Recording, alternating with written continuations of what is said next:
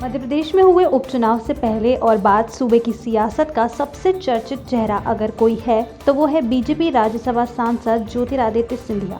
2018 के विधानसभा चुनाव से पहले राहुल गांधी ने एक ट्वीट करते हुए कहा था कि सब्र और समय सबसे ताकतवर योद्धा है, जिसके बाद मध्य प्रदेश के रण में कमलनाथ और सिंधिया को उतारा गया है।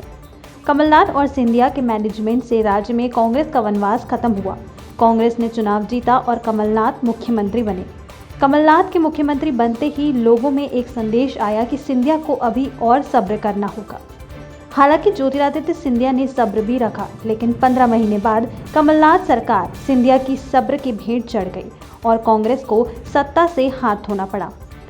सिंधिया बीजेपी में गए तो अपने साथ अपने 22 विधायकों को भी बीजेपी में ले गए। दरअसल सिंधिया ने कमलनाथ सरकार से चुनावी वादे पूरी करने की बात कही थी और एक सभा में सिंधिया ने सड़कों पर उतरने की चेतावनी भी दी, जिसके बाद कमलनाथ ने भी सिंधिया को सड़कों पर उतरने की बात कह दी थी। सत्ता के नशे में चूर कमलनाथ ने सिंधिया को सड़कों पर उतरने को तो कह दिया और सिंधिया की चेतावनी को हल्के में लिया, लेकिन फिर भी अपने विधायकों की मजबूत पकड़ को देखते हुए कमलनाथ की चेतावनी को नजरअंदाज कर दिया और सब्र करते रहे।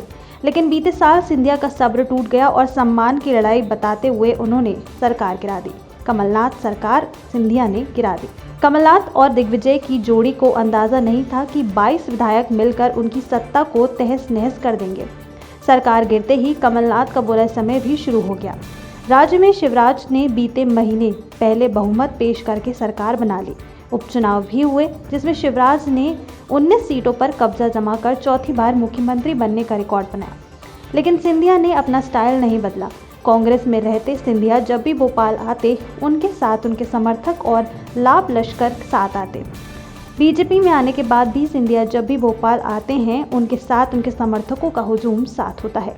खैर, सूबे में शिवराज सरकार तो बन गई है, अब बात अटक गई है तो कैबिनेट में सिंधिया समर्थकों की एंट्री की। सिंधिया शिवराज कैबिनेट में अपने समर्थक विधायकों को फिट करना चाहते हैं।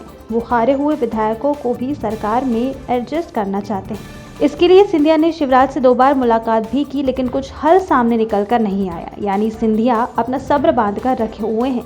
कमलनाथ सरकार के समय में भी सिंधिया सब्र रखे हुए थे, लेकिन उनका सब्र टूट गया था और सिंधिया कांग्रेस के बागान को छोड़कर बीजेपी में पहुंच गए थे, जिसके चलते सरकार गिर गई थी। ठीक इसी तरह सिंधिया बीजेपी में अपनी जड़ें मजबूत करने में लगे हुए हैं। शिवराज मंत्रिमंडल में अपनी समर्थकों को शामिल करने के लिए उनकी साख दांव पर है। वो सब्र रखे हुए हैं, कहीं ऐसा ना हो जाए कि सिंधिया का सब्र टूट जाए और शिवराज का भविष्य संकट में पड़ जाए।